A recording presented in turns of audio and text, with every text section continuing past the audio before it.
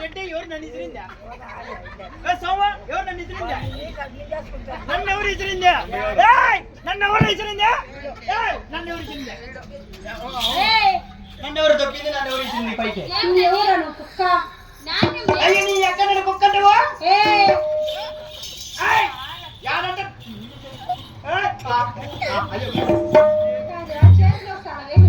కాదు బాబా, నన్ను ఎవరు పాప ఇసిరేసింది అవతలకి?